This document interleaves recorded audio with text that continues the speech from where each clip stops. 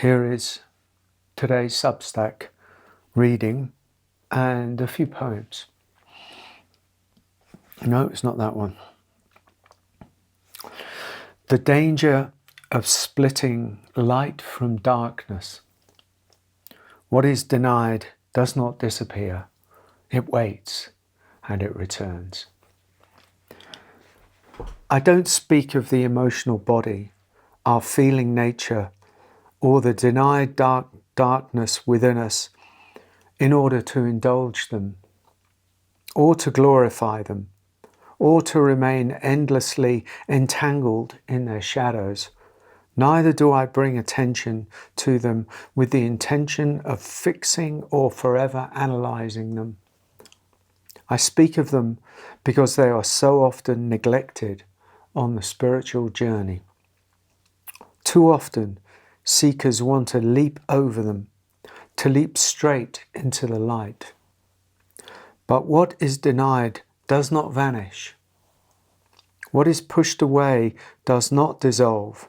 It lingers in the subterranean layers of our being, quietly shaping our perceptions, our reactions, our choices, and our very sense of self. If we don't include the denseness and pain of this feeling nature or our emotional body, we are in danger of creating a schism within ourselves. We may know the light, we may taste awakening and speak of freedom, and yet be unable to truly live it. For the unresolved shows up when we least expect it, erupting into our lives, or it manifests as hidden desire, as it has done for many spiritual teachers, leaders, and public figures. This is not just a spiritual issue. It is a profoundly human one that permeates all levels of society. To imagine this doesn't show up on the spiritual path is naive. And to imagine that the spiritual path will somehow resolve everything within us without our conscious engagement is wishful thinking. Not everyone will be called to attend to these places, but many will. And for those who are, the attempt to bypass, to dodge, to spiritually wallpaper over what is happening inside will never bring peace. It may create a temporary high, a convincing image of detachment, but it will not deliver the freedom of being truly at home within yourself. That's why I speak of them. Not to make a shrine to the wound, not to elevate suffering to a throne, but simply include what has been excluded, to bring into the field of awareness what has been cast into the shadow, to recognize, to allow, to soften around, and ultimately to love the movements of our inner life. The spiritual journey is not about choosing one part of ourselves and discarding the rest. It is not about sculpting ourselves into a version that fits an idea of enlightenment.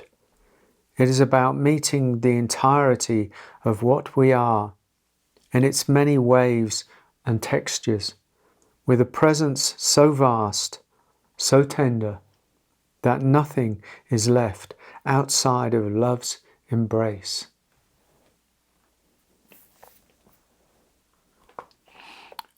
A few poems. As you go deeper and deeper, all things, fate, karma, destiny, cause and effect, dissolve into one motionless wave.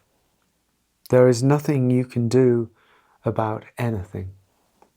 Yet the dance continues, and you must keep dancing. You are that which is prior to the Word, and the Word If you forget your essence as silence, you hang on to the word only, and it divides. For the word alone is not the truth. One may carry a deep sorrow and sense of regret for things done and things not done.